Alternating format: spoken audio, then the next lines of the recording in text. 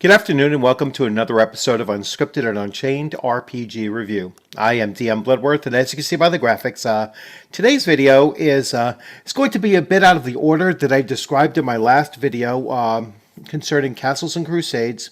I was originally going to do the three core books of the 2014 printings of Castles and Crusades, but since I already know that I have the third and final book of the 2006 2007 printings on its way, I figured by the time I got the first two books gone through that I will have the third in hand and I'll be able to continue going forward. So just a little bit of a change from what I was planning on doing. And today I'm going to take a look at the Player's Handbook for the Castles and Crusades 2006 printing. And this specific video is going to cover creating a character. So without further ado, let's get right into this. So, as you know, I really like to get a hold of originals, and this game system, finding even these collector's editions, you can get these fairly cheaply, under $30. In most cases, I've gotten them for actually $20 and less. There are a few sellers out there. Like I just saw this book for sale for $175 on eBay. So just be mindful that there are cheaper book purchases out there for you to find. So yeah, so just be wary when you're looking for these older things. On average, you can get them a lot cheaper if you just look around for a little bit. And you can also get the most recent publications or printings of Castles and Crusades from Troll Lord Games directly. You can also get the PDFs on DriveThruRPG as well. I don't have any of the PDFs and couldn't find any PDFs for this older printing. So so I will have to use the overhead, and you're not going to be able to read along as I go through it like I typically would, but but at least you'll be able to see the layout of the book and the the formatting of it, and I'll do my best to go over and hit those key points that I want to talk about as I go through the character creation portion of this. I am during the course of going through this going to make some comparisons to Advanced Dungeons and Dragons first edition, or at least the some of the current concepts that we might have with Dungeons and Dragons, to show you the difference between Castles and Crusades. And I'm not as familiar as far as every edition of Dungeons and Dragons that came out under Wizards of the Coast. Even though I have them, I've never really dug through them at all. Never played 3 or 4E, and only briefly played 5E. So when I do make those comparisons, or when I'm talking about this system alone, I may say some things like in this system that do exist in those later systems that I'm just not unaware. I'm unaware of. But for the most part, I am going to be a big advocate for playing this system, even if it's the the most recent printing, which I believe is 2021. So this is a modern game. For those that'll say, well, this is a crusty old game that we shouldn't be wasting our time on. Castles and Crusades has been moving forward, mostly with modernizing game mechanics and such, but the core of the game and the essence of the game is still there, and it is still as it was described and as I described it in my previous video. This is still widely considered, and I certainly consider it to be, a continuation of Advanced Dungeons and Dragons First Edition, and it's the true continuation of AD&D First Edition. This is the edition that Gary Gygax, or I should say the printing that Gary Gygax worked with Troll Lord Games, if not just through inspiration. He may have also collaborated with portions of it. And in Gary Gygax's own words, this was the true continuation of Advanced Dungeons and Dragons First Edition. Now, of course, that was after he was already ousted from TSR, so it's not surprising that he, would not look at AD&D Second Edition or Third, Fourth, or Fifth Edition as being true successors of Advanced Dungeons and Dragons. But I think when you see the rules of this and the layout of it and such, and just the tone of it, you may also see that same connection as well. So let's get right into the book here. So very nice book, hardcover. So this one has the gold inlay. It has a little strap, like the silk divider, and a guide to the rule systems for fantasy role playing by Davis Chenault and Mac Golden. And Stephen Chenault does the forward here, talking about where role playing as in ROLL and role playing ROLE playing meet.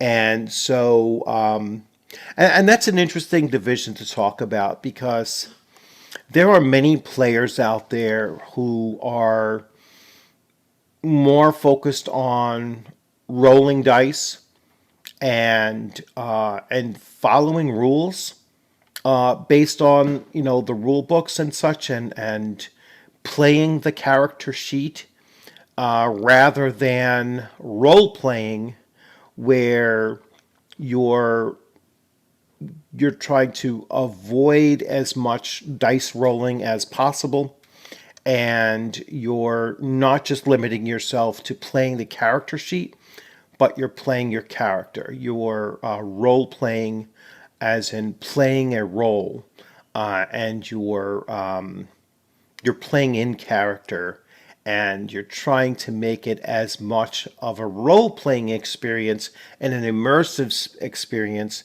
than you are just simply playing a game mechanically. So, very important divide to talk about, and they launched right on here. Really the first content, they launched right into that, talking about that very thing. So as you can see, the layout is very simple. The artwork is actually very nice. Small font, so that's the one thing. And there's no way I could really adjust this camera for you to really pick up and read along, because it is a small font. I'd have to drop the camera down very, very low in order to expand that and pick that up. But we're not going to look to go word for word here anyway, at least not for the most part. If there are any passages that I will read to you, I will read them in their entirety and slowly, so that you pick it all up. All right, so here's the table of contents. I'll just show you, and again, very, very simple format here. And we have the acknowledgments, the forward, the introduction, creating the character. We deal with the tributes, the classes. All right. We go to races, completing the character. And that's what we're going to do with this video today. So we're basically only going to cover or I'm only going to cover about the first 40 pages of content here. I'll skip over equipment and focus then again on magic system and talk about that and how that works here. Then discuss the castle keeper and the game. So I'll do a video separate on that. That I'll spend more time once I get the Castle Keeper's book, and just cover it very superficially here and then move to that book. And then I'll talk about combat. And that's pretty much it. I might spend a little time on experience points and gaining levels, because that's super important. And then, issues of timing and the adventure party and examples of play, and then go over the character sheet. So that will wrap it up for this book here. So as you can see, a nice clean layout, some very detailed black and white art, really excellent art. I really like it. I like the style of this artwork. And now we get to creating a character. So first thing that you'll notice is that, a difference from old D&D and the previous editions of D&D is that when you're doing your attribute creation, you have the same 6 attributes, right? So you have strength, dexterity, constitution, intelligence, wisdom, and charisma.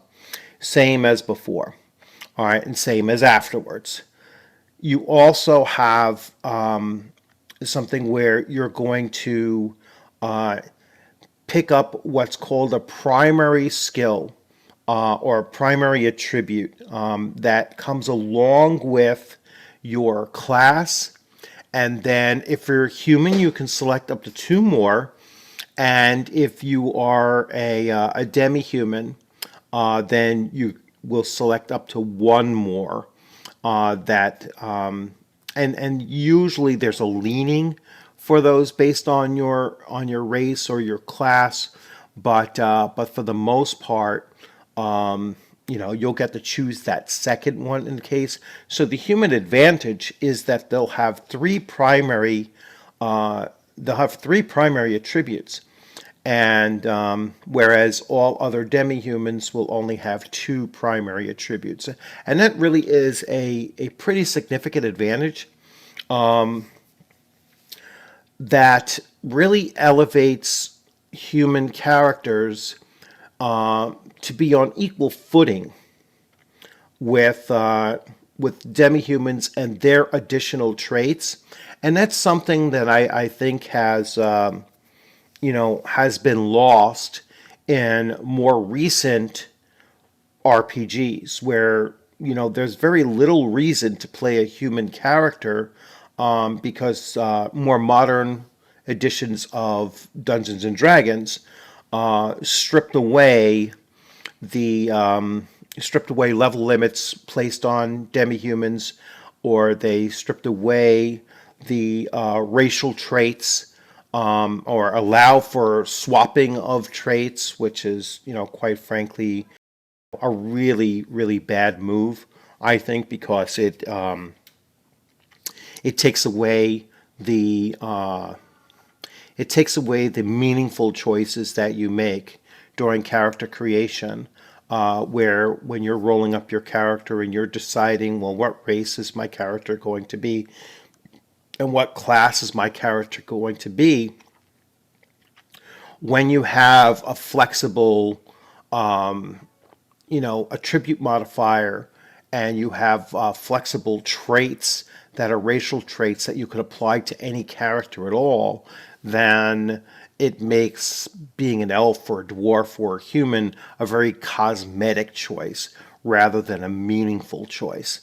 And so this certainly does not do that. This here, really lays out what your choice means something, and your choice is an important choice to make, and it will impact the way that your character plays as you're going through your adventuring. So you are going to roll your attributes first. So you're going to imagine your character. That's what they tell you. So, get a character concept in mind. All right. And now let's move on to rolling up your attributes. So rolling up the attributes is very simple. You're going to roll 3d6, and you're going to assign your rolls to the attributes of your choice. Now, you could, of course, then start looking at, well, what class do I want to play? And maybe you want to move those around, or what race am I going to use, because that will give me different modifiers, and move them around again. All right, but in essence, you're still only rolling 3d6. All right, and that is, no other types of rolling options. So it's not 4d6, drop the lowest, or it's not roll, 3d6 12 times and choose the best of, each of the 6 pairings. It is just straight up 3d6. You roll it, you assign it where you like, you make AD adjustments based on class and race, and or actually based on race, and then you decide what class you want to be, and you move it around. So let's talk a little bit about choosing a class. So the classes in Castles and Crusades are Fighter, Ranger, Rogue, Assassin, Barbarian, Monk, Wizard, Illusionist, Cleric, Druid, Knight, Paladin, and the Bard. All right. Now, a Bard isn't a character class that you have to level up in 2 other character classes, in order to then become a Bard. You start right from day 1 as a Bard. So it is a complete class. Then you are going to choose your race, and your race, I will read them off to you. So it's really your classic races. So you have human, you have an elf, you have a dwarf, you have a gnome, you have a halfling, you have a half elf, and you have a half orc. All right, so that's basically it. Your very classic D&D races, not with all the bloat of the different sub races and such that you got out of AD&D Second Edition. So once you figured out your character concept, you've rolled your attributes, you've chosen a class, you've chosen a race. Now you're going to start to flesh out your character, and they go into the attributes description. So going through each, and then once again, you are going to have primary and secondary attributes. So let's say we're playing a human ranger. All right. So a human ranger, and your first primary is going to be based on the ranger class. And then your other 2 secondary, your other 2 primaries, if you're a human, you get 2 other primaries. You're going to look at the ranger skills. I think that's probably the best thing to do, and see what they focus on. And you're going to want to have those as your primaries. And then the other 3 attributes will be secondary. Now, what's the difference? The difference between a primary and a secondary attribute is the difference in your base target number. So anytime that you're using a skill that's attribute based, it is going to be a 12 target number for your primary attributes, and it will be an 18 for your secondary attributes. So that means you're going to take a d20, and let's say you have a task that requires a roll. It's going to be something that you could fail, and you're going to roll a d20, and if it's using your strength, let's say, and your strength is one of your primary attributes, then you only need to roll a 12 or better. All right. If your using you're doing a skill check that is from your secondary attributes, then you need to roll an 18 or higher in order to, in order to be successful. So it becomes a much more difficult task. Then later on, and I'll go into more detail when I talk about actually doing skill checks, but you'll have other modifiers to your ability to do these skill checks, or you'll have additional modifiers that will be attached to your hit modifier and such. So I don't want you to think that, oh my gosh, this is, it's so out of bounds to even try to do a secondary skill, because it only is successful on an 18, 19, or 20. No,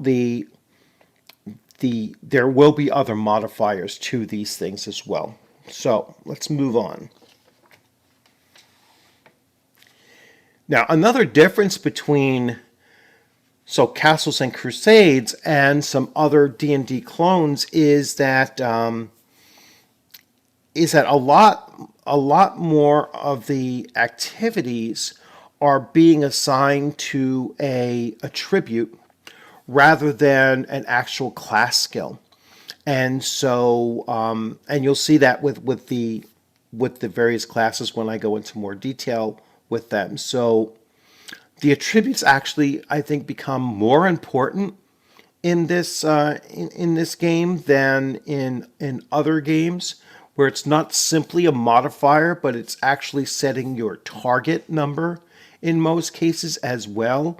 And so that really does change the nature of the gameplay here, and it does change the nature of your character's abilities to function. If they're very high attributes, you're going to be like, wow, this character is pretty powerful. And then if you have a number of very low attributes, you might run into that feeling of, well, this character has some real disadvantages that are going to be a struggle to get by. However, if you make that attribute, that lower attribute, a primary attribute, then you still only need a 12 on a D20 to meet that. So that might be one way to mitigate having a low attribute score, is by having that also be your primary.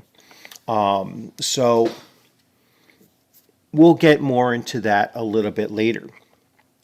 So, and they talk about attribute checks here, and I kind of just went over that anyway. So attribute modifiers, each attribute score has a corresponding modifier that can alter the dice rolls in the game. So the attribute modifiers, they're talking about it down here. I don't think I'll be able to get it in screen. So an attribute of a 2 or a 3, you really can't have it. They're going to run from 3 to 18 from the start, right? So a 3 is a -3, a 4 to a 5 is a -2, a 6 to an 8 is a -1, a 9 to a 12 is a 0, a 13 to 15 is a +1, a 16 to a 17 is a +2, and an 18 to 19, really an 18 being the natural maximum to start, will be a +3. All right, and so those are going to impact your dice rolls. All right, so every dice roll that you do within that within the skills of that particular attribute. So that's so that's really important to remember. So you're getting additional bonuses there. You're getting additional bonuses based on your character level, and then some of your character skills as well. So those are going to come into play as well. So I already listed through all the character classes. Let's see if this thing will come into a little bit better focus. There we go. So here, once again, fighters, rangers, rogues, assassins, barbarians, monks, wizards, illusionists, clerics, druids, knights, paladins, and bards. So every class has a prime attribute.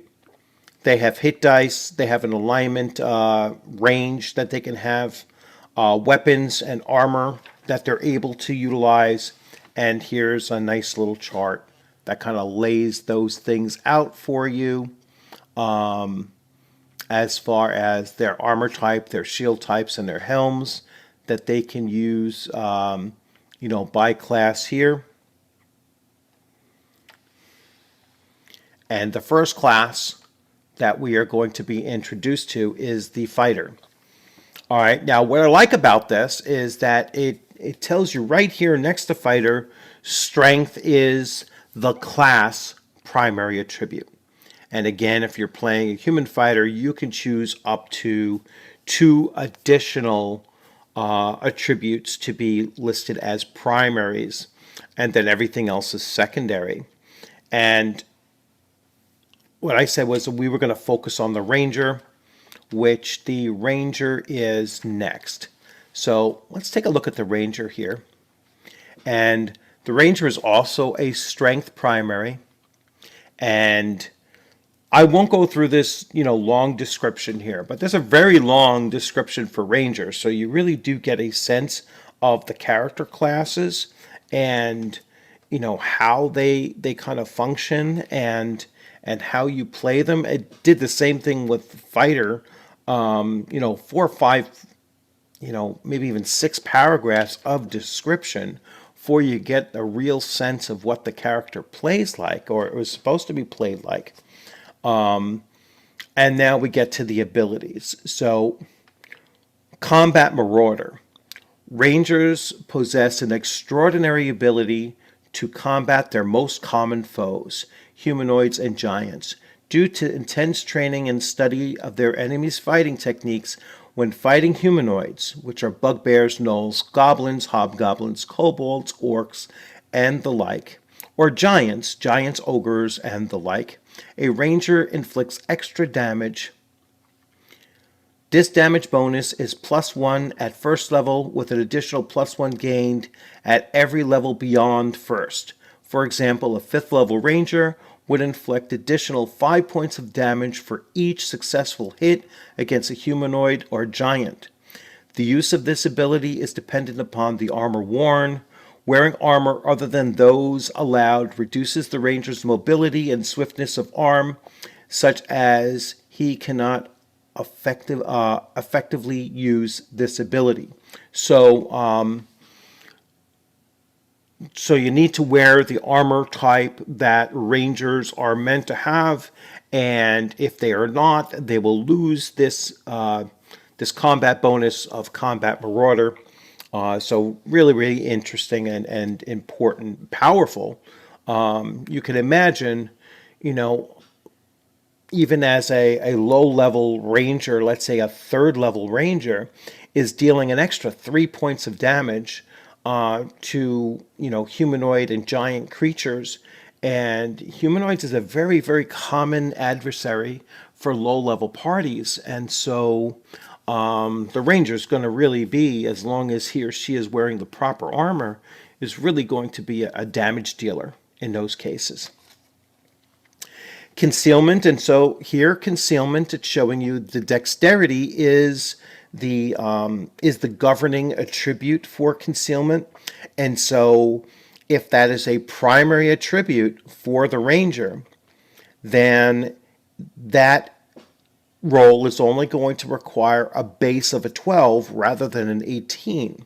So looking at this, we know that the first primary is strength. Second primary might be dexterity. And so concealment is something that rangers can do. Rangers can conceal themselves extremely well in wilderness areas. With the successful dexterity check, rangers can camouflage themselves so well as to be unnoticeable by most passers-by. Rangers can conceal themselves and move silently at the same time until they are 5th level.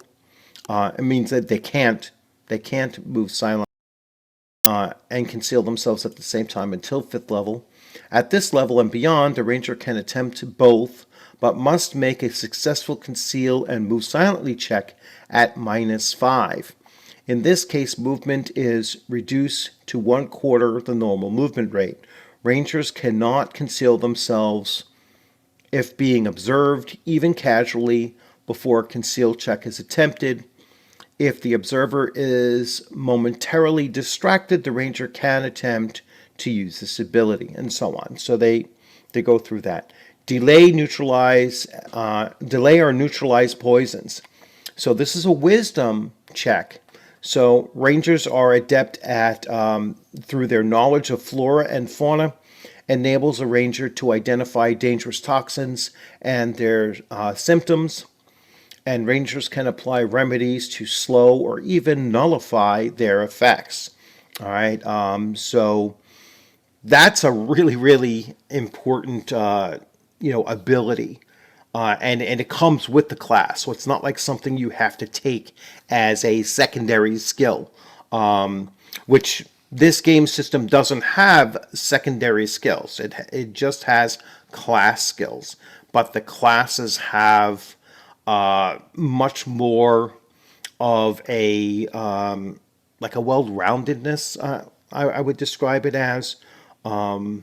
It's just much simpler to know what your character class can do without having to say, oh, well, what's my next, what's my non-weapon proficiency going to be? What is my, am I going to take it from the Wilderness Guide or the Dungeoneer's Guide, or, am I going to select a background skill or such? Nope, they're all right here in the class, and these are the things that you as a ranger can do, or you as a rogue can do, or an assassin, and so forth. So we move on. So moving silently, also a dexterity. Scaling, which is climbing, is dexterity.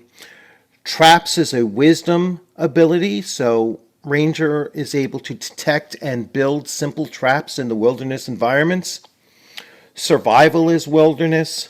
Tracking is wilderness, so they have a natural tracking ability based on their class.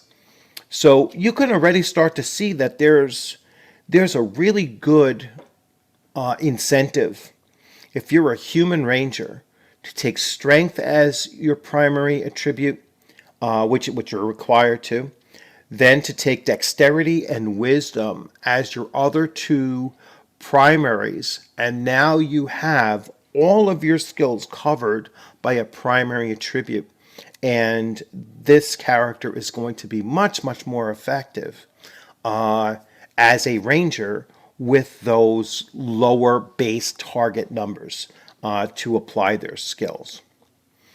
We go to favored enemy. At level 6, a ranger chooses one specific type of creature as a favored enemy. For example, a ranger might choose goblin or gnoll or hill giant. The castle keeper should require the player to choose an enemy that is consistent with the past history and storylines involving the character, ideally a type of creature that the character has encountered and fought on several occasions in past adventures. That is so important, that and it really jumped out to me, because what this is doing is this is saying that your character's experience in adventuring actually matters, and they're going to develop over time a familiarity with their favorite enemy, and now they can say, you know what, I fought orcs half a dozen times. All right, I've never fought I never fought hill giants once in my first 6 levels. So I am going to choose a favorite enemy of orcs. So anytime I face orcs in the future, I'm going to have an advantage against them. So knowledge of the favored enemy confers numerous bonuses to the ranger's ability checks. When combating a favored enemy, the ranger gains additional combat bonuses due to the advanced fighting style developed through experience repeatedly fighting the type. The ranger gains a +2 bonus to hit against a favored enemy. The ranger also receives a +2 to armor class when fighting a favored enemy. Further, when tracking the favored enemy, the ranger receives a +2 bonus to tracking checks. The ranger is also able to neutralize poisons of the favored enemy, whether manufactured or natural. The combat bonus of ability cannot be used if armors or other than those allowed are worn. So, yeah, let's say you spent your whole time or a lot of your time fighting scorpions.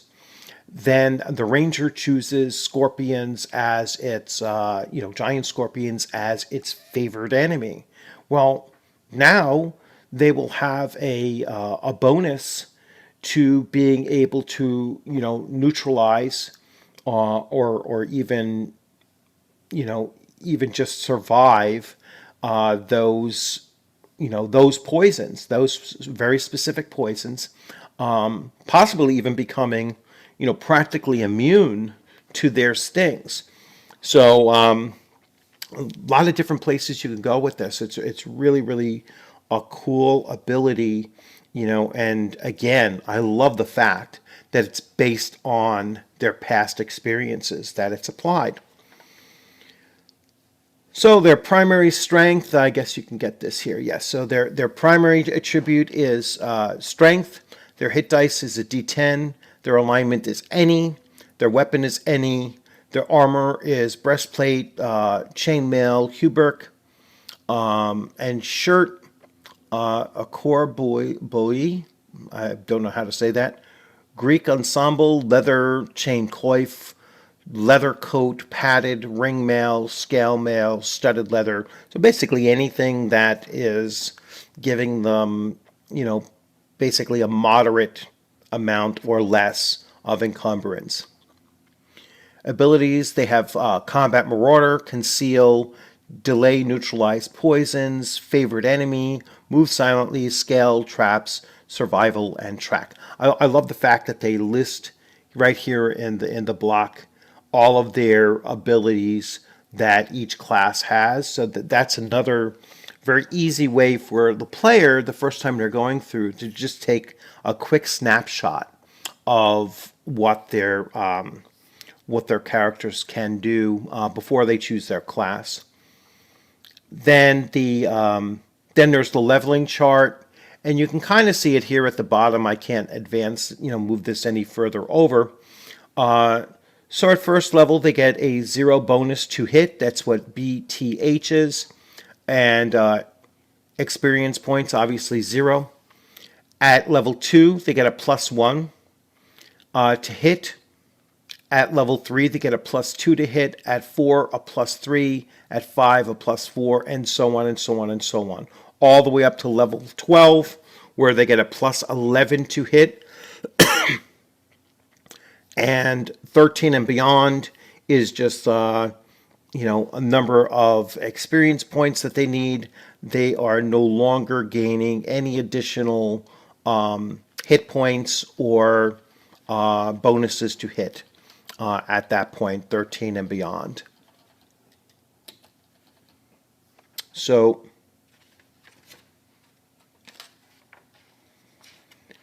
next we have the rogue. And here we have the rogue is dexterity. And like I said, I'm not going to go through every one of these over and over again, but obviously the rogue is dexterity. Their special abilities are going to be backstab, a thieves can't, or can't. Climbing is dexterity based. Deciphering script is intelligence. Hiding is dexterity. Listening is wisdom. Moving silently is dexterity. Opening locks is dexterity. Picking pockets is dexterity. So they've eliminated the actual the actual skill rolls, percentile rolls that were needed to do these skills.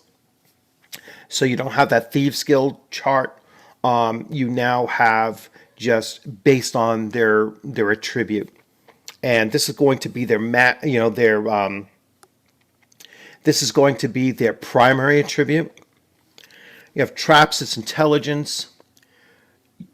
You have sneak attack, which is not attached to an attribute. It's a basic class skill, as was backstab, as was cant. So once again, you're going to see that, let's say you're an elf rogue now.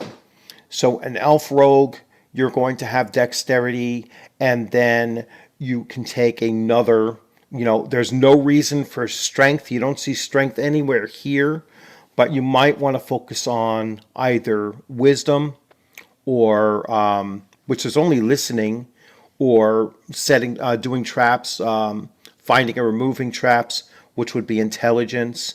So dexterity, wisdom, or dexterity, intelligence would be useful for a rogue. If you're a human rogue, you can actually focus on all three, have all three as your primaries, and now you'll have full coverage of getting the base 12 rather than 18 on all of your skill checks.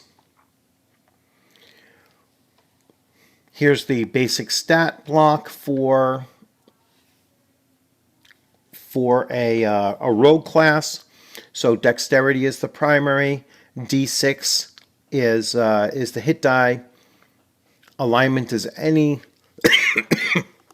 list of their weapons, their armor, limitations, list of their abilities. Now, they don't get the same to hit bonuses that the fighting classes get. So here, they get a +1 at level 2. It's still a +1 all the way until level 5. That's when they get a +2 bonus. It will remain +2 all the way until they are level 8, which it goes up to +3, and then finally +4 at level 11.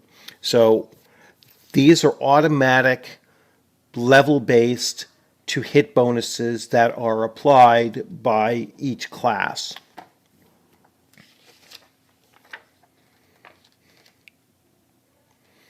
We then go to, this looks like Barbarian. Oh, we have Assassin. All right, so here the Assassin a little bit different because they listed different types of poisons that the Assassins can use. They go through their abilities, so they have their special abilities. They have their casing a target is a wisdom check. Climbing is dexterity, obviously. Their death attack is a basic attack based on their class. Disguise is charisma. Hide is dexterity. Listening is wisdom. Move silently is dexterity. Poisons are intelligence. Sneak attack is, again, another class ability not attached to an attribute. Traps is intelligence. So, Assassins actually have a larger mix of different attribute-based abilities. And so the advantage of human assassins over others is going to become much more apparent with this class than with possibly other classes, because there is such a mix of up to 4 different attributes that are valuable for an assassin.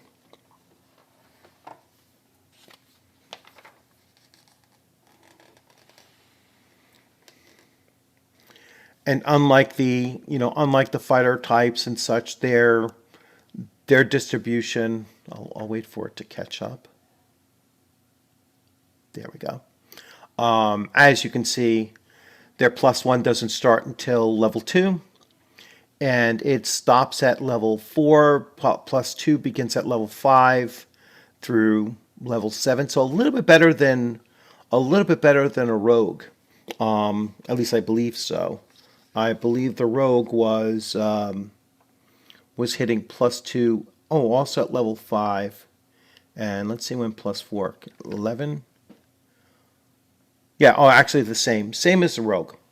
So still running the same as the rogue as far as their pluses to hit. We have monks, and again, I'm going to spend less time with each of these classes as you go through. I'm sorry, this is a barbarian. So we have barbarian. So you can see the barbarian. The big difference here is a barbarian is getting a +1 to hit at level 2, a +2 to hit at level 3, a +3 at level 4, and so on. So they're getting, and by level 12, they're getting a +11 to hit at level 12.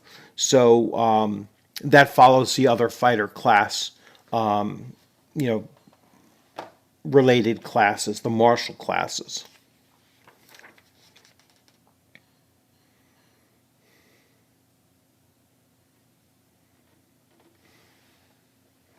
Now, we have monks. Monks have special abilities, so unarmed combat, and once again, they have the armor. The armor class is set, and this is ascending armor class. So different than AD&D, they're using a straight up ascending armor class in this in this role playing game, and most future role playing games after AD&D second edition, most adopted an ascending armor class. AD&D second edition was you had your choice between the two. Plus, second edition included THAC0. This here just avoids that, goes straight for the more modern ACE ascending armor class as a system here.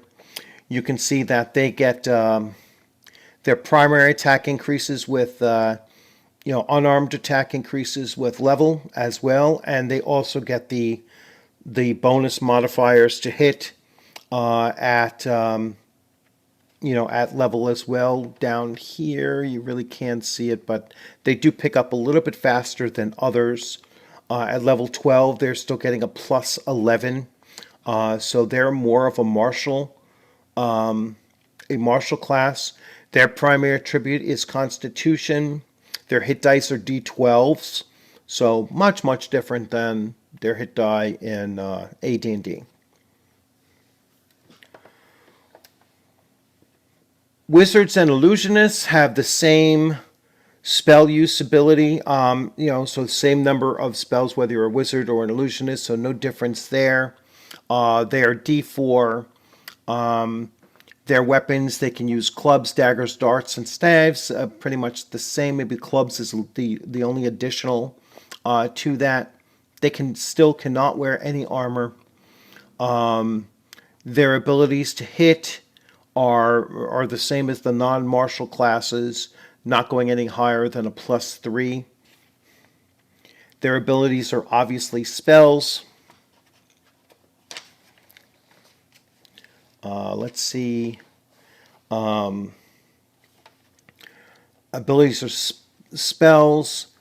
They get bonus spells. So with a higher intelligence score, an illusionist gains. I'm reading illusionist now. Gains bonus spells. If a character has an intelligence between 13 and 15, they receive an extra first level spell. If the intelligence is 16 or 17, they receive an extra second level spell, and 18, they receive an extra third level spell. So if you have an 18 intelligence, and this is actually something that I did in my own, in my own game, and it increases, right? So if you have an 18 intelligence, you're going to have an extra first, second, and third level spell. All right, once you're able to cast that level. So that's giving you additional bonuses in casting, not just in memorizing, but casting. My own homebrew, what I did was I gave them an additional memorization, but they were still limited to casting the number that their level dictated. Here, they're giving it both ways, so they can actually cast an additional spell with that higher intelligence. And that might actually be something that I have to change. It's only going to really impact more so the lower level magic users or illusionists in this case. So it's not going to make them super, super powerful later on in levels. It's, that's going to get kind of lost later on.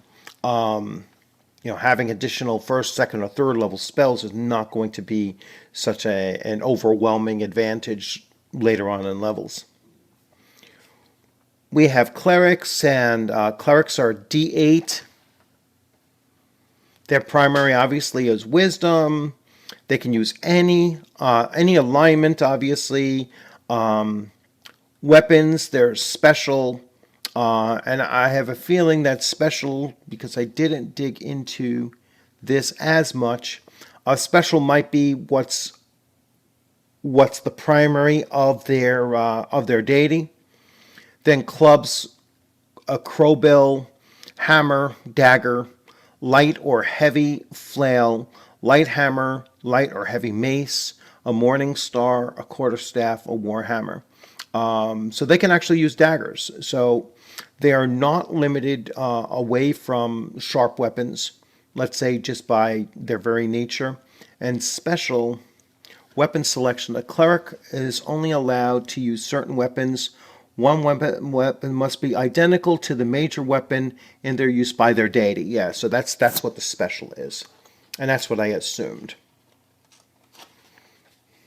That's also something that I do in my own homebrew anyway, is they get to use the weapon of their deity's primary weapon. So here, clerics and druids spell per day. So this is a little different from first edition AD&D. Is that they have at first level they have 3 0-level spells, and all spellcasters have a 0-level spell, and then 1 first-level spell. So they can cast spells right from the start at level 1. So that's a change from AD&D First Edition. Like we said, that this is the natural successor to AD&D First Edition. According to Gary Gygax, this is the next step. If he was continuing to work with TSR after AD&D First Edition, this is more aligned with what he would have gone with as far as AD&D Second Edition or even Third Edition or whatever you wanted to, because I'm sure that he was there at the time that AD&D Second Edition was being worked on, but once again, he said that this was his natural successor. So we have knights, and knights, let's just take a quick look at the knight here. Once again, really, really nice art. And this is, the, other details about it, nice glossy paper, kind of heavy as well, so heavy duty paper. We have knights and we have paladins. Let's see, knights, their attributes, so their D10, their charisma, which is kind of surprising that charisma is their primary. Any alignment, they can be weapons, any except code of conduct limitations. So code of conduct is going to limit a knight's weapon use. Let's see where we find those limitations. So they have a birthright mount. I'm reading through some of their things. So birthright mounts, so they have riding horses, light war horses. Horsemanship is dexterity. Under horsemanship, they can deflect, they can cover, they can fall softly, leap and charge, inspire. is an ability they get. Embolden is an ability they get at 3rd level. Demoralize is at 5th level. Battle Dominance is at 8th level. Call to Arms. A 10th level knight can call to arms, attract the followers to his cause. So the virtues and code of conduct. So let's see where we have weapons. They said unless limited. So courage. To flee in the fear from battle or from a struggle that might be won is dishonorable and churlish. So long as any hope remains, the knight is bound to fight until death or victory is won. Personal interests how to service of the cause. Courage, however, is guided by wisdom and truth. Defense, a knight should defend the liege, nation, family, and all those who depend upon the knight, or all those deemed worthy of their protection. Sacrificing oneself for those would be considered a worthy and noble death. I'm still looking for where it goes through the honor code and weapon limitations.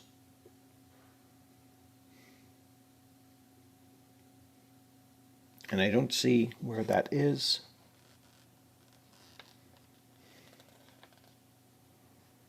I don't see where that is. So that's interesting. All right, anyway, when I go much deeper into it, we'll see. Let's see, we have bards. As I mentioned early on, bard starts off as a bard, so you don't have to level up in other classes in order to become a bard. And bards use charisma as a primary attribute. They're D10. The weapons are broadswords, bows, clubs, daggers, darts, hand axes, hammers, javelins, long swords, rapiers, scimitars, short swords, slings, spears, and staves. Armor, they can wear breastplates, chain shirts, coifs, Greek ensembles, hide, laminar leather coats, padded or ringmail, studded leather. Abilities, they can decipher script, they can exalt, they can legend lore, they can fascinate, and they can exhort greatness. All right, so now we're going to go into races. And once again, the races are human, dwarf, elf, gnome, half-orc, half-elf, and halfling. So all of the classic races are represented. Each race will have a block. So this is the dwarf. So dwarves have language. So common, dwarven, gnomish, gnome, goblinoid, halfling, elven, ogreish, giant, and troll. They are small size. They have a movement of 20 feet. Their attribute modifiers are a +1 to Constitution, -1 to Dexterity. Rogue and Assassin modifiers get a +2 to Finding Traps in Structures only. So not outside, but in structures only. All right, so, and they have full, page and a quarter, of description. Each one has their own racial abilities and traits.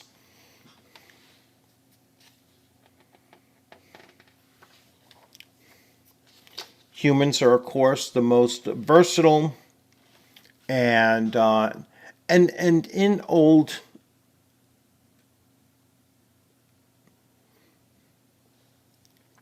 in the more traditional RPGs, fantasy RPGs, humans are, their advantage is that versatility that they have. They tend not to have level limits. And so far, I haven't seen anything where it suggests level limits anywhere in this. They and they also tend to be the most predominant race in those in the world settings. So most traditional fantasy role playing games are human centric, and I think that's a real positive, because then if you are playing one of those other races, it makes that playing that other race just a little bit more special. It means that you have been, very very specific in the creation of your character, and you're looking for that more role playing aspect of a character, playing a character, and that's ROLE, as opposed to role playing the strongest mechanics possibility, and that's ROLL, playing. So getting back to meaningful choices, when you are choosing your race and your class based on the attributes that you've already rolled and assigned yourself, you're making all of these meaningful choices, at the very beginning, and you're pretty much living with those choices throughout the remainder of the adventurer's career. And so finally, we get to the last portion where you're going to develop a persona for your character. You're going to choose an alignment. They discuss, the difference between law and chaos, good and evil. And then they break down each of the, lawful good through chaotic evil and all of those. Choosing deities. You don't necessarily have to choose a deity. Even if you're a cleric, you can kind of make up your own, which I've seen some people do. But there are setting books for Castles and Crusades, and I'm sure they will lay those out. You can take Castles and Crusades and utilize legends and lore from or deities and demigods from D&D, and apply that directly to here. I'm a big fan of using like Hyborian deities, and you can get a sense of what they're like just based on their domains and such. So, there's a lot of things that you can do with deities without having a specific setting, or you might just create your own homebrew setting and go with it from there in choosing and creating your own deities. So, almost have a sneeze coming. I'm going to. Excuse me. So, well, I hope you enjoyed this, this kind of overview of character creation. Again, I didn't go through word for word, reading every single passage or whatever. I might have missed a point here or there. Unfortunately, I don't have the PDF for this. I will have a PDF, I think, for some of the future editions, or at least I can go through. I do have a free copy of the 2017 PDF of, so that was the seventh printing of Castles and Crusades. So when I go over the more recent versions of the game, I will have the PDF support, so I can scroll through it and actually, highlight those particular areas as we go through it. But really interesting. It's the first time that I'm digging through these, and just did a once through initially before doing this video here. So this was really my second glance through, and I'm sure more and more will start to come to me. The system so far is not that complicated. I mean, it's and you'll see that especially when I get into doing actual skill checks and talking about combat and combat resolution. There's not that much to it, other than I think the biggest thing that they pointed out, and I will get to this later, is that the castle keeper, which is their terminology for game master or dungeon master, the castle keeper is going to have to decide when to have the player make dice rolls, when to have the player do skill checks, and the intent is to have as few as possible. So if a player is asking, like if the player says, my character is going to turn over this table, you probably don't have to roll for that. It's not that difficult. Just think of like, if is there any chance that the character couldn't turn over a table? There's probably not that much of a chance that a character, even with like an average strength, let's say a 10 strength, wouldn't be able to flip over a table. Not unless the table is, thousands of pounds. Even if it's a table that weighs 100 pounds or whatever, if you use a little bit of leverage and you just lift it and tilt it from one side to the other, it's not a huge challenge.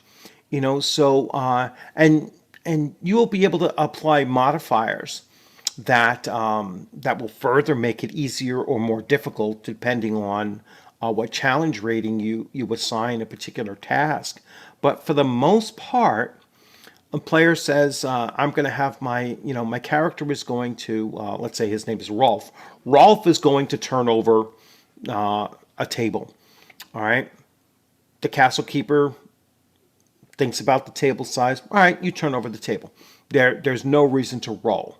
There's no reason to see if there was a critical failure or a critical success in turning over that table. So the key is to limit the amount of dice rolling that needs to be done. Remember, it's role-playing, R-O-L-E, and not role-playing, R-O-L-L. And that seems to be one of the focus that you see in more modern gaming, is that you don't need all of these rules.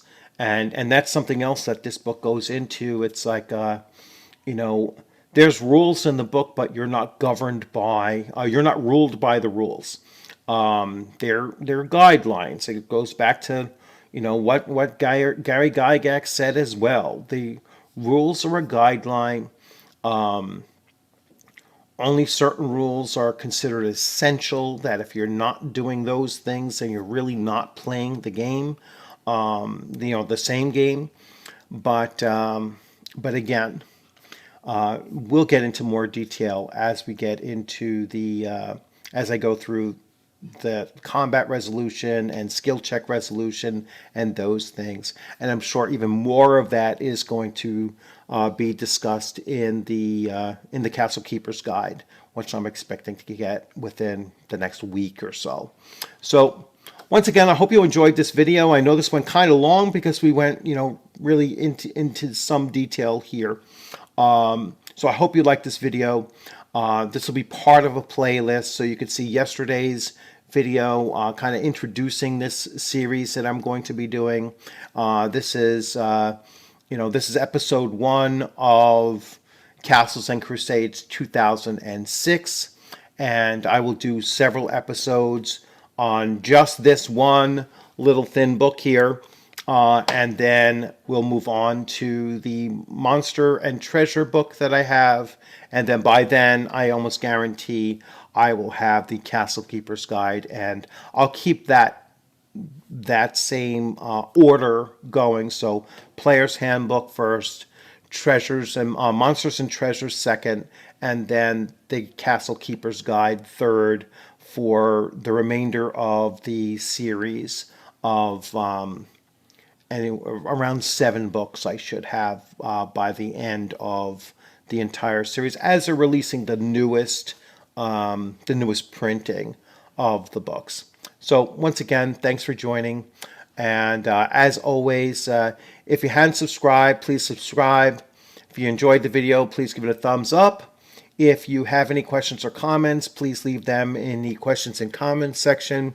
If there are any other like websites or Facebook groups or even Discord channels that are dedicated to Castles and Crusades, please feel free to drop that line in there so I can go and try to find some more. I already found the Facebook group that's the official Facebook group of Troll Lord Games. So I'm already on there.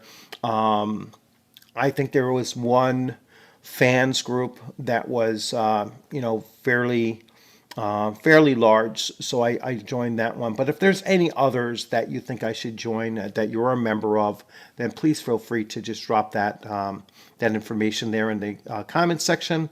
And I look forward to seeing you on a gaming screen sometime soon.